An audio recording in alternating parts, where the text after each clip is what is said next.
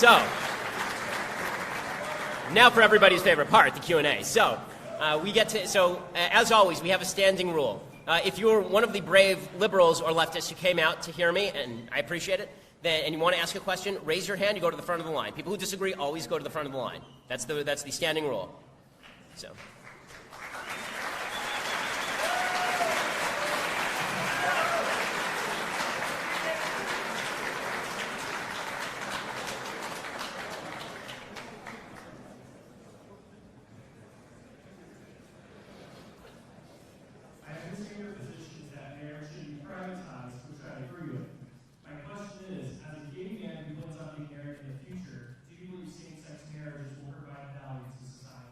So I think that value to the society, we have to define value. So if it reduces, for example, the amount of promiscuity, then sure, that's a value to society. Right? Less promiscuity means generally less sexually transmitted disease, so that would be a value to society. But that is not a value that you can necessarily measure within marriage, because there are many different types of marriage, unfortunately, and monogamy is not always the way that marriage is run. Ask Dan Savage. So, as far as gay marriage providing a benefit to the state, the only benefit that I can see is if presumably you can make maybe an argument that people who are locked into a monogamous relationship are more likely to be solid citizens, basically, less likely to sleep around, less likely to be profligate with their money because they're saving up for things. And maybe that's a benefit for society, sure. But the chief benefit of marriage was never about locking a man to a woman. I mean, the chief benefit of marriage, which is why I believe that the state really, if it has any stake in marriage at all, has a stake in traditional marriage. The chief benefit of marriage, always and for all of history, was the production and rearing of children, which is not something that gay couples can do naturally, obviously, for obvious biological reasons. So that's why there is a valuable distinction between straight marriage and gay marriage. But my perspective on gay marriage, as you allude to it, is that the government should get completely out of this business, because number one, the government is terrible at actually making marriage something worthwhile. I mean, it's failed at that dramatically. And number two, because the federal government, once we start enshrining gay marriage alongside straight marriage, the next step is going to be for states to use anti-discrimination law to crack down on religious institutions. And that's something that I fear is going to seriously encroach on religious freedom. So it seems to me that the best solution is for everybody just to go back to their respective churches and do what you want. So, other than the one that you said was that would cut down on promiscuity, you do not see any other value? No, I mentioned another one, which would presumably be that you're more likely to save up for a house or something. Like financial responsibility in monogamous relationships tends to be higher than for people who are promiscuous, for example. Okay, all right, thank you. Sure.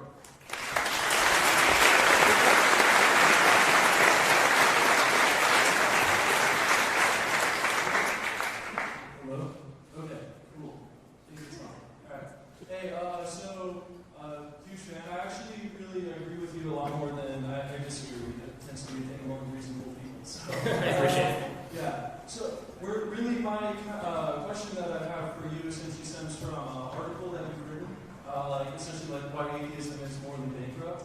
Mm-hmm. And in it, you essentially say, essentially without God, we can't really have morality, or without a soul, we can't really have choice. But you seem to be presuming that the existence of the soul and existence of God kind of baselessly. Do you have any justification or evidence for those presumptions? Sure. So the existence of, so I'm going to make now an Aristotelian / Aquinas argument for the existence of God. So the basic idea, and I'm going to try and boil this down so it makes some sense. The basic Aristotelian argument for the existence of an unmoved mover is the idea that there are a bunch of, every object around you has actual and potential, right? It has an actuality and it has potential. So if you have a candle and it's made of wax, it has the potential to be a pool of wax, but that potential is not fulfilled unless something acts upon it. The only thing that can act upon an object and make it fulfill its potential is either another object that has its own potential, or something that is pure actuality, right? It does not have any potential. It's just actual. It just exists, right? So the idea in the Aristotelian argument for God is that if you don't want an infinite regress of causes, if you don't want an infinite regress of things that have actuality and potential, and then something has to actualize it, and something has to actualize it, and something has to actualize it, you have to come to the unactualized actualizer, right? A thing that just is, right? A thing that just exists. And as Aquinas says, this is what we call God, right? This thing that exists and has the capacity to actualize the potential of other objects. And so this is his argument for the existence of God, that otherwise you get an infinite regress, and there need not be an infinite regress of causes.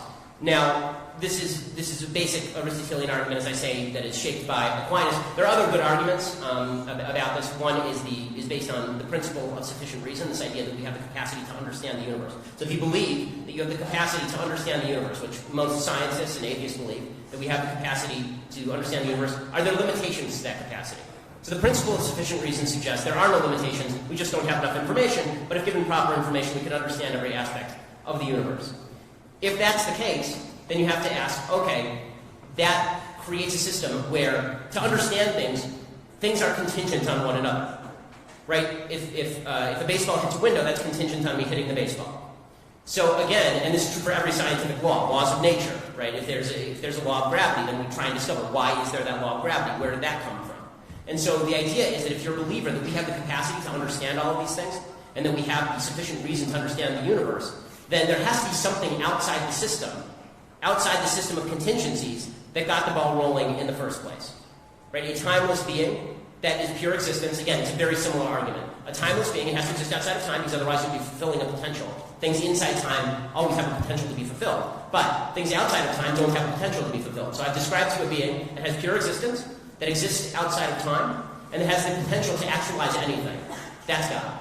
So that's the argument in favor of God. Now you don't have to buy it. But that's the evidence-based argument in favor of God. The problem that I have with scientific materialism is that all of human society is based on notions that are directly contrary to scientific materialism. And the reason that I say that atheism is not a good basis for a moral system is that atheism is not the basis for any moral system. There's no guiding principle. Right? I can make an equally valid argument on one side or another based on a system where there is no God, and not only no God, no being that created the universe in order to perform certain functions. So if you read Aristotle, what Aristotle says is that human beings were created to perform a certain function. Sorry, long-winded answer. That human beings were created to perform a certain function. That function was to reason, right? This is Aristotle's idea. And so every object was created to perform a certain function. Okay? If you don't believe that, if you believe that everything arose spontaneously or randomly, that just came about through pure chance, then you can't say that there's an is-ought gap that David Hume points out that's unbridgeable. You can't get from is to ought, and you have to make up your own moralities. That's the basic argument. I actually agree with you with a lot of that, right? I don't think atheism is a point that we can really build off. I'm not saying, by the way, that atheists can't be moral people. They absolutely can. Oh, no, I'm not saying you are. Yeah. I simply, so how did you rule out, though, a naturalistic explanation, though, for the existence of reality? Because it kind of sounds like a God of the gaps argument, right? Where it's like, we're an argument for incredulity, right? So essentially, I can't think of a better argument, therefore my argument, or therefore God. No, I don't think that that's right. I think that the God of the gaps would say, things I don't know, I'm going to attribute to God. I'm saying that in order for anything to be actualized, there has to be something, and this is a basic principle. Okay, thank you. Just really quick with that point and stuff. So if you're not familiar with like theoretical physicists, or particle physicists, yes, like John Carroll and Lawrence Krauss, right, where essentially they say things kind of wink and blink out of existence. Yes. Yeah, with essentially things function different on a quantum level, right? So we live in a realm of Newtonian physics, right? So different, essentially, realm of domain of applicability as they yes. Right? No, I understand this argument. Yeah. So the Aristotelian Aquinas answer to that would be, you're still suggesting that there's a system in which that happens. Where does that system come from? Okay. Yeah. Because otherwise you end up basically you end up with three final analyses of the possibilities of the universe. One is the unmoved mover. One is an infinite regress of causes. And one is the brute fact, the kind of Bertrand Russell argument that there are just brute facts in the universe and we can't understand them. Well, that doesn't really explain anything, the brute fact thing. Right? That is a God of the gaps argument, right? That's saying we can't explain it, it's just a brute fact we don't. That's the same thing as a God of the gaps argument. Cool. Thank you. Thank you.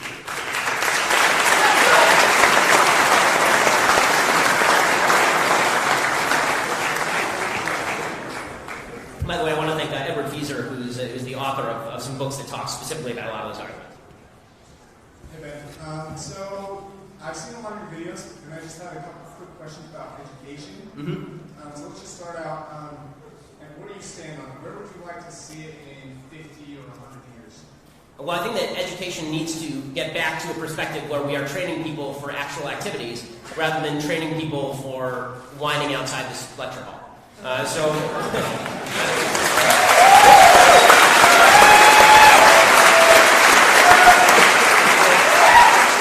find this happening with the workforce. The best training for any job is actually just being on the job. And there's this weird job training in college, you can get a basic skill set that may be applicable to a job, but the best way to do a job is just to get a job. So I'm very much in line with Peter Thiel's argument that there's a good argument that you should probably, like, if you don't actually have a plan for what you're doing with your education, and you're just going to college in order to go to your gender studies course and then have no job afterward, then you might be better off taking that money and pouring it into something more productive. So, like, what steps would you personally like to see implemented into not just college, but high school and... So I'll start with college, and I'm going to say something deeply unpopular. I do not think the government should be in the business of student loans. Yes. The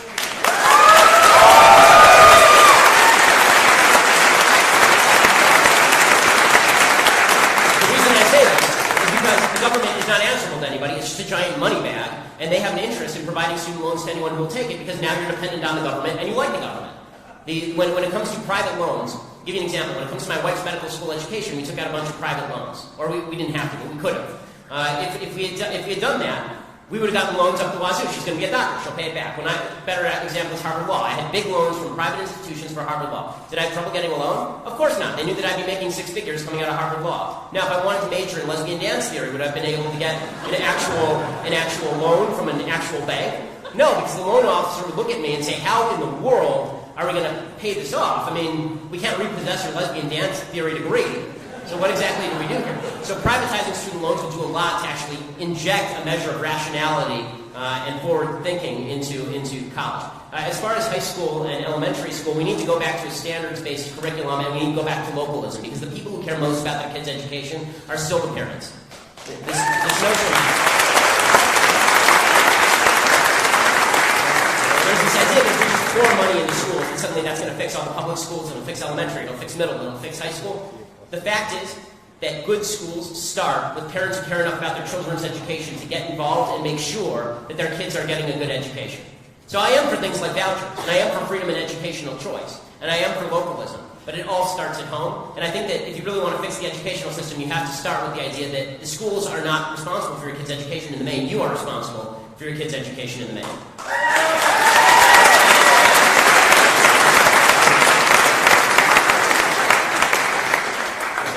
Oh, you want to shake hands? Yeah, sure.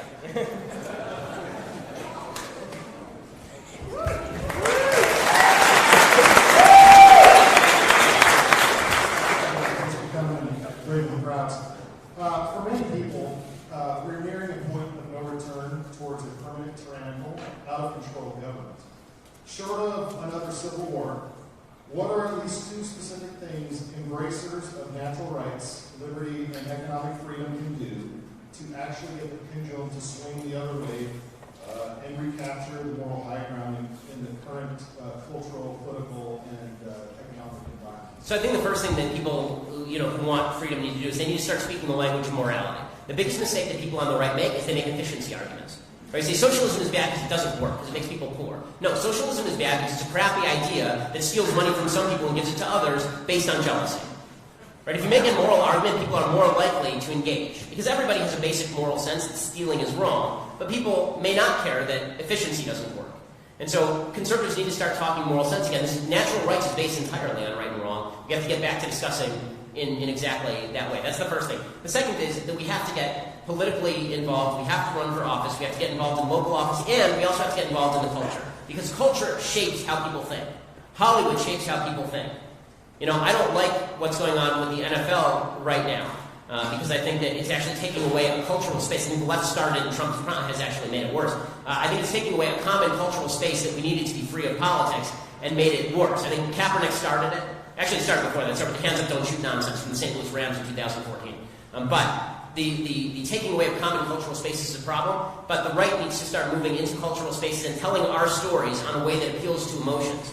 So as you know, my slogan is facts don't care about your feelings, but people are still driven by feelings when they analyze the facts. And that's why we have to speak in language that people understand.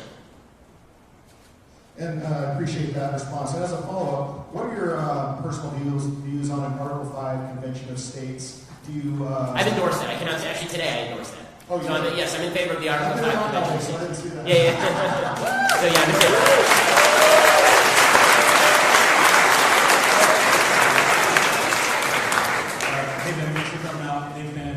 Recovering leftist socialism lover.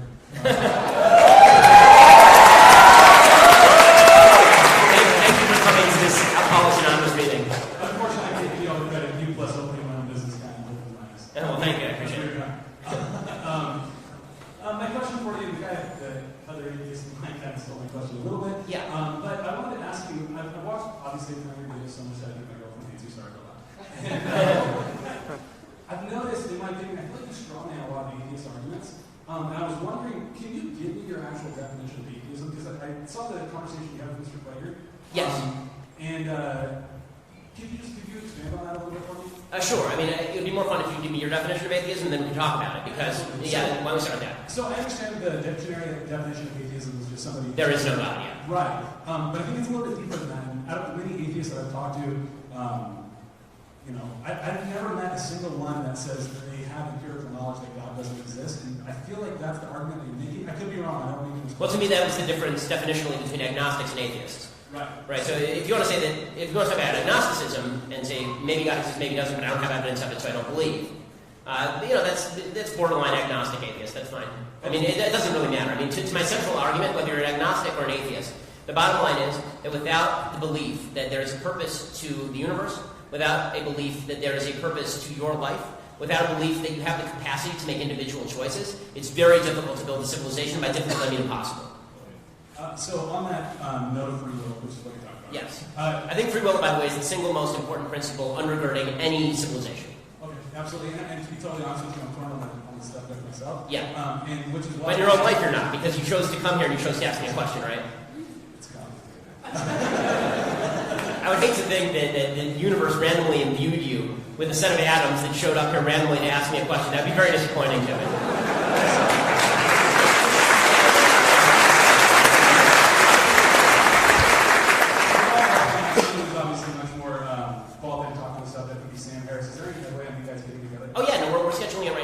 One of the things that we're talking about doing is he invited me, and I just have to fit to the schedule, to do actually a live podcast with him at a forum in San Francisco, like a couple thousand people. Yeah, actually, I was at dinner with Sam Harris about 3 weeks ago, and we had this conversation for 3 hours. Yeah, so I think Sam's an intelligent guy. I think he has some good arguments. I think that, let's put it this way, it's harder to argue for either atheism or religion than it is to argue against either atheism or religion. It's very easy to argue against religion, and it's very easy to argue against atheism. It's particularly easy, I think, to argue against atheism in the sense that atheism is not useful. I mean, from a pragmatist viewpoint, atheism undercuts a lot of the central premises that you need in order to have relationships with other people. If you believe that everything is random, that the only thing that matters is the essentially natural selection of which you are not in any control, then it's very difficult to create a purposeful life, and people find happiness in purpose, is the short argument. Awesome, thank you so much. Thanks so much.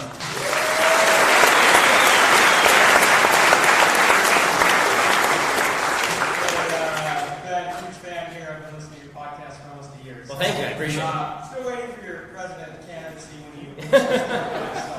So hopefully one day. But no, one of the things that I love that you. I may have a shot in Utah. I think I have some trouble in California. No,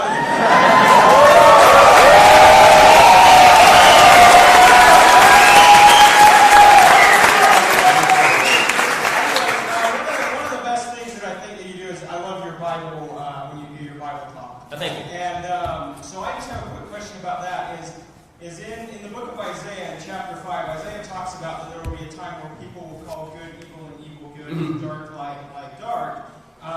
Is that what you believe is happening right now? And if so, what advice would you give to someone in college who 90, or I don't know the exact statistic, but a majority of the professors are liberal and can essentially affect your grade, and you're basically just told to keep your mouth shut unless you agree with it? So I think throughout history there have been people who call light dark and dark light. I think there's certainly a large contingent of people in the United States who do that now. We don't speak the language of logic, who invert language to say things like speech is violence, right? I mean, I think these are, or man is a woman and a woman is a man. Like these are things that do not have linguistic meaning, right? This is foolish. But as far as what you can do in class, so I'm a pragmatist about this, and that is that every conversation should have a purpose, and every attempt to speak out in class should have a purpose. So you need to weigh the consequences of what you're going to do. There are some professors who are wonderful and perfectly open about hearing dissenting points of view. When I was at Harvard Law School, one of those professors for me was a woman named Lonnie Guinier, who I believe was nominated for Undersecretary of Labor under President Clinton, and was so radical to the left that she was rejected by a Democratic Senate. She and I got along famously. She ended up writing me a recommendation for my law firm job. So I think there are people on the left who are like this and love hearing arguments and enjoy it. And those are the people that you treasure when you find them, because it's fun and it's interesting. And sometimes you change your mind. But I think that if it's a professor who's going to grade you down your best option is not to leave your future in their hands. So just talk to students outside of class. Talk to other people outside of class. Write what the professor wants to hear in the blue books. I graduated summa cum laude from UCLA. The way I did that is I would speak out in class, but we had blue books. The blue books were all anonymous. So in class I would talk like Milton Friedman, and in the blue books I talk like Bernie Sanders. That's it. A+, man. So I mean, that's it.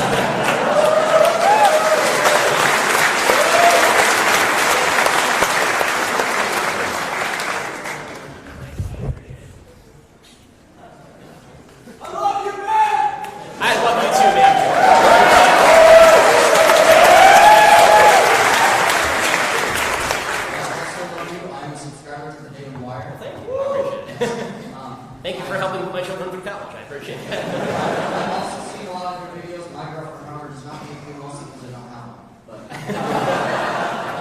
so I do disagree with you on a few things, though. You said on your show a couple of times your opinion on the Dreamers. Yes. I was trying to fix. How it's a bad argument to say these people are here through no fault of their own. Yes. And I just spent the past little while trying to frame your question because I didn't know you were coming from this last week. I've not seen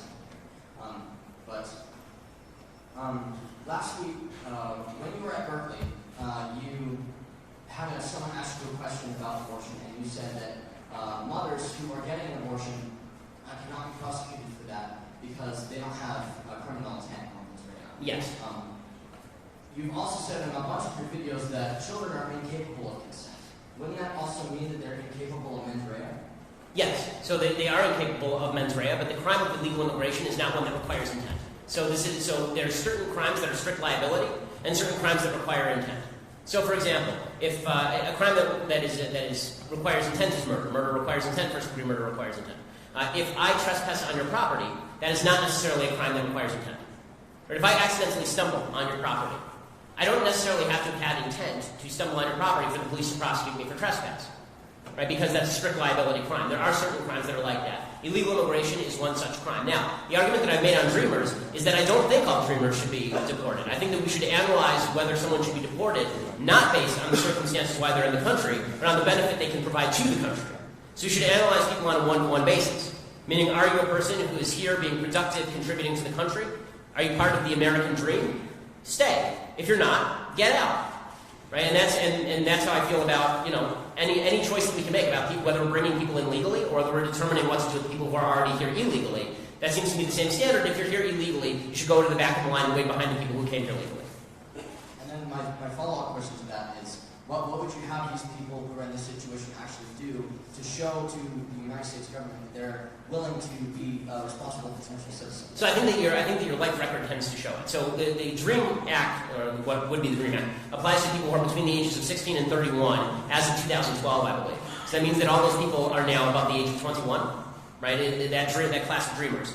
Because I think that did it close? I think it may just be closing now. It's possible that Trump closed it now, so I don't want to get the facts wrong here. But the bottom line is that the majority, the bulk of the people who are dreamers are now of majority age, right? They're not between 16 and 18, they're above the age of 18. That means that you've had some track record to show whether, at the very least, you're not going to be damaging to society. So you haven't committed a crime, you're not on welfare, you're not on food stamps, you're not living on the streets, right? You have a job, you're trying to hold down the job. You've gone to college, you've served in the military, right? It's an obvious example. So I think there are certain criteria that are pretty objective that we could use on that score.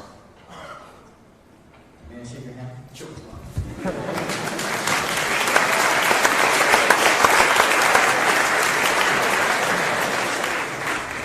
Hey, how are you? I enjoy watching your videos where you people are angry.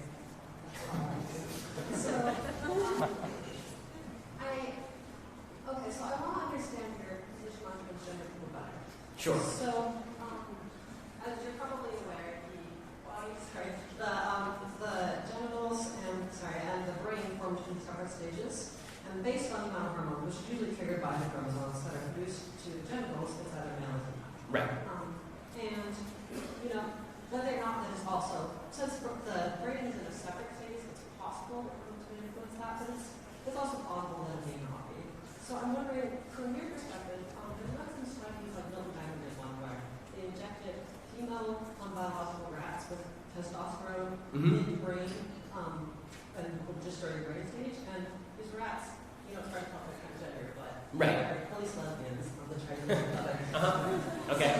So there's some indication of hormones being influenced there. So my question for you is, if hypothetically you had hypothetically you had a male brain that was put in a female body, what pronouns would you use for this person? First of all, I think that we'd have to have better science determining what constitutes a quote-unquote female brain versus a male brain, because brain science is really underdeveloped in this particular area. But assuming in the future that they come up with a strict definition, which I think is rather unlikely. But assuming that, let's assume your hypothetical, which is a fun hypothetical. So they somehow create a brain swapping mechanism, and Kylie Jenner's brain ends up in Caitlyn Jenner's body, right? Okay, or body 3 years ago. That's the hypothetical. So the answer there is that I think that a more technical definition would probably be that the person is intersex, because now you're looking at a person who has a biological basis for their intersex behavior, right? They have genitals of one type, and they have a biology that dictates that their brain is functioning in another way. But to suggest that they're a full-fledged woman is not the case, because chromosomes still determine how your sex develops. The strict biological definition is strictly chromosome-based. I mean, if you talk to a doctor or a scientist and you say, is this person male or female, they'll give you a blood test, they'll look at your chromosomes, and they will say this person is male or female.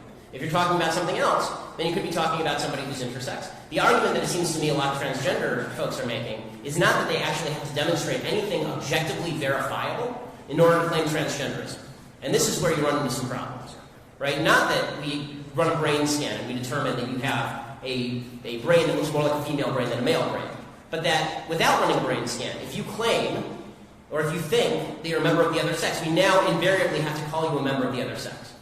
That is an argument that proves way too much and is far too malleable for me. So if you want to create a separate set of pronouns that apply to people who have this hypothetical problem that you're talking about, I'm fine with this extra set of pronouns that you want to talk about, but I'm not comfortable with saying that a biological male is a she.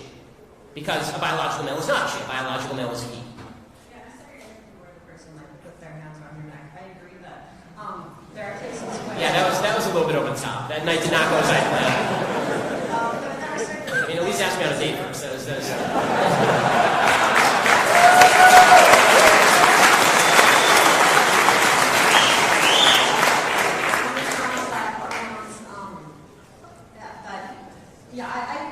And I also, quick other note, I think that one of the problems here is that people, when they talk about, gendered brain, for example, this is why I keep saying we need some sort of objective test if we're going to talk about this, like an objectively verifiable test that you can look at a brain scan or something. Because otherwise, you get really quickly into very anti-feminist things, like, it's a male, but he's a very effeminate male, right? They'll say things like this, right? They'll say his gender is female because he's very effeminate. Well, that's actually really stereotypical. Well, he likes cooking and sewing and stuff. Like, that seems kind of like feminists might have a problem with that.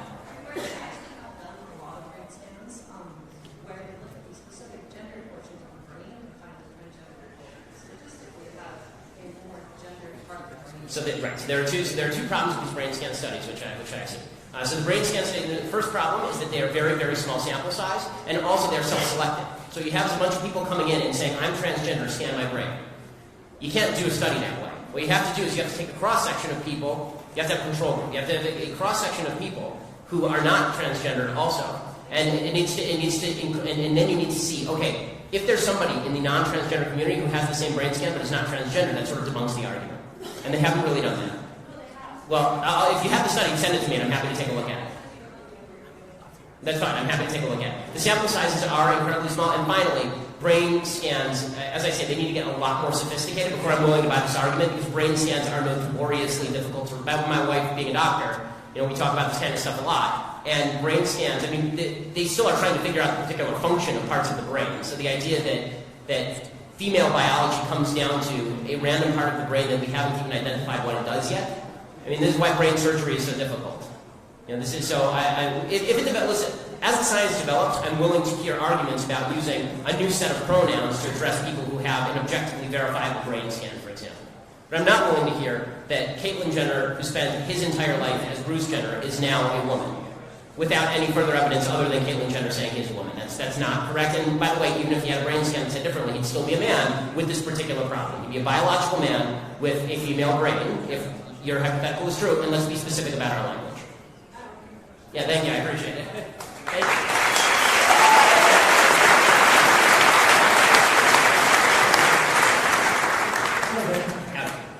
Have you seen Rick and Morty? I'm sorry? Have you seen Rick and Morty? I've been encouraged by my producer Mathis here to watch Rick and Morty, but I have not yet seen Rick and Morty. That's what I'm hearing, yeah. Solid question, dude.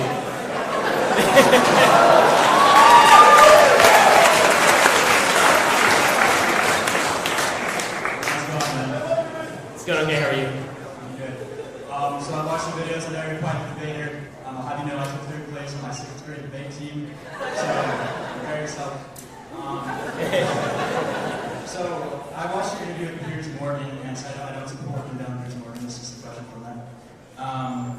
In that interview, you said that your rationale for why civilians have the right to own assault rifles was, quote, the basis for the Second Amendment is not really about self-defense, and it's not about hunting, it's about resistance to government tyranny. That's what the founders said, and that's what the right believes in this country. My question is this, do you really believe that in this day and age that a portion of the U.S. population with assault rifles would be an adequate method to resist government tyranny when the government has access to unmanned drones, laser-guided missiles, nuclear weapons, and far superior weaponry? And if the answer to that question is no, then why should assault rifles, the weapon of choice for mass shootings, be allowed to continue to be sold? Right, okay, so number one, the idea that assault rifles are responsible for the vast majority of shootings. Whenever people argue against assault rifles, they like to talk about mass shootings because they use a very small set of all shootings to argue against assault rifles. But the vast majority of gun-involved deaths involve handguns, and the left is uncomfortable with arguing that we should ban handguns, so instead they pick a very small subset like mass shootings and they say, let's ban the ARs. Okay, so that's number one. As far as the question as to whether a population armed with ARs could fight off the U.S. military, the answer is that, God forbid this should ever have to be the situation. God forbid, God forbid. But the answer is yes. I mean, have you been to Utah or Texas? The answer is yes. And the reason the answer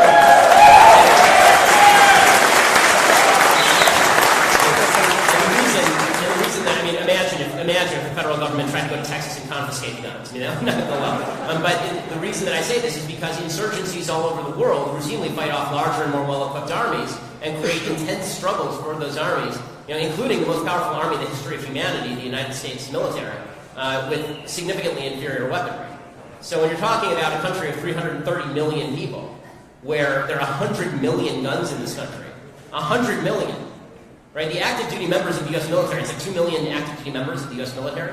And I don't want to argue in favor of a tactical, in favor of how this would go. But the military minds that I've talked to, including people who have gone to the War College, say that, the idea that the U.S. government would immediately overrun all civilian areas and take away all the guns seems to me a little bit optimistic. Again, this is why we need to have a civilized republic, because God forbid it should ever come to this point. But the idea that it will never come to this point to take away all the guns, I think, has been belied by every democracy, virtually every democracy in the Western Hemisphere at some point or another.